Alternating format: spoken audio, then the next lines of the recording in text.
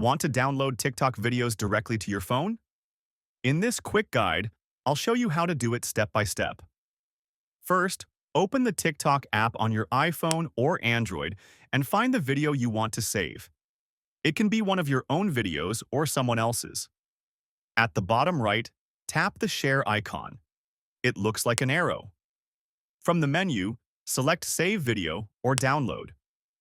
The video will instantly start downloading to your phone's gallery. Keep in mind, not every video can be saved. If the creator has turned off downloads, you won't see the save option. Once it's downloaded, open your Photos or Gallery app to view the video. It will have the TikTok watermark. TikTok doesn't let you save videos without it. And that's it. You've successfully downloaded a TikTok video to your phone. If this video helped, don't forget to like and subscribe for more TikTok tips.